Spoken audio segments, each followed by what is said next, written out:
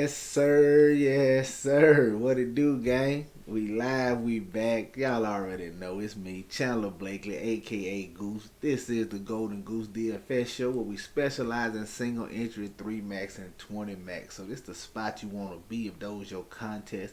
But if they're not, this still the place you want to be, man. Content on point, videos dropping every week. Just hit that subscribe button, turn your notification bell on so you can be here rocking with me every week when the videos drop, alright? Also, do me one small favor. Hit that like button, man. I appreciate it and I appreciate you. Third and Gold series on this Thursday. You know we talking wide receivers. So I got 3 of them queued up for you. Let's get into it. Let's talk about it, alright? Wide receiver this week, you already know the pay-up options, man. You know where people are going to be on Jefferson, on Tyreek Hill, provided they straight. I see this little questionable tag on Tyreek Hill, not really worried about it. Jalen Waddle is a little concerned still with that concussion protocol, but he may be good to go. Definitely going to have to wait on that news. But you know guys are going to be going to them. I'm going to give you some guys I'm on. Guys I think you can get different with, some low-on spots. You know how I do, man. I always bring you guys I think you can get different with, some low-on spots, some plays you can leverage the field with. That's what we do over here in our videos. So let's talk about it, man. If you want to know the receivers I'm on, which stacks I'm with, go make sure you check out the QB's video, all right? But let's get to wide receiver. You know the pay-up option, Hill, Jefferson, but I think a guy's going to go a little lower on who's still a very viable option. I'm talking about Stephon Diggs here, 8,100. Listen, I don't think he gets much ownership just because of the guys he's around. People just going to spend a little extra money and get to Jefferson and get to Tyreek Hill, especially in those games with a little higher total than this one against the Commanders. But you're still dealing with a Buffalo team who wants to just throw the ball. They're going to throw the ball plenty. Diggs is the true alpha #1 receiver over there. He's going to have plenty of targets. And I just think he goes under on here in this spot. I think it's a nice way for you to get different, a little lower on top tier option that can get up there with those Jefferson and Tyreek Hill, especially if they just have, 27, 28 point performance like Jefferson's been having. Jefferson hasn't had a big one for his 9,300 price tag. He's been 27, 28. You get a guy like Diggs in this spot. If Jefferson give you that same type of performance, Diggs can get right there with him. And Diggs can have an explosion. He can go out and give you 100 plus yards and 2 TDs. So he's capable of scoring with them. I think he's a great spot to get different if you're already super chalky and you don't want to go to Jeffersons or the Tyreek Hills of the world, all right? Give me Stephon Diggs at 8,100. Coming down right up under there, going down to this mid-tier range, a #1 option that I know is going to go overlooked because I've been playing him all year. And he's low on every week. Probably gets a little more, but I'm talking about Michael Pittman here, 6,200. Listen, I don't care who starts at QB. You seen Anthony Richardson go out last week and Gardner Minshew coming in. He still got 12 targets. You get in here to Michael Pittman, he's getting star receiver work, man. 12 targets last week, 11 targets week 1. They're only looking for him. I don't care who starts at QB. Like I said, if Anthony Richardson play, I'm definitely going to get some of him in this. I'm waiting on that news. I need Anthony Richardson to play. I'm definitely going to get some of them in this matchup. I literally have been playing these two all year. Anthony Richardson and Michael Pittman. I done played them every week.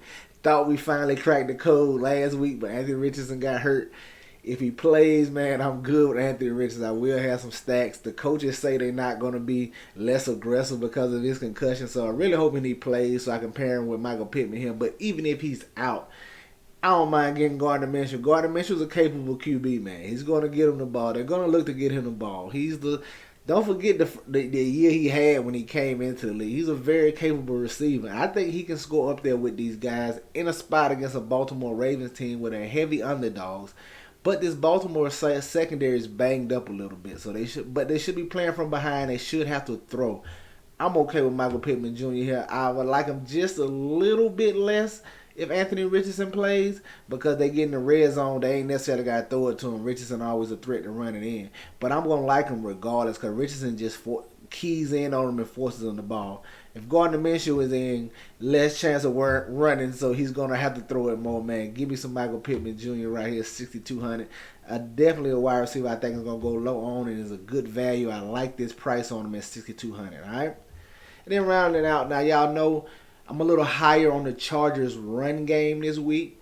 So I probably won't have a lot of Herbert stacks, maybe 1, maybe 2. Still trying to decide. I'm heavy on the run game. But I do know they're going to pass, and I think they're going to pass to this guy, Mike Williams. I know Keenan Allen's been the darling so far, man. He's had the bigger games, but Mike Williams is the second most targeted receiver on this team. He is the big play threat. Hasn't really hit one yet, but in this Minnesota Vikings spot, I think he can. I think they can dial up a deep ball for him. I definitely think when they do pass, they're gonna look to get him more involved. As he's off to a mediocre start to the season, he hasn't been great, but he hasn't been bad. Just middling, man, doing what he need to do. I'm gonna continue to go back to him and try to get that decent game from him. And I like the price tag at 6K. He doesn't have to do much as Keenan Allen. Keenan Allen's at 7.4 now.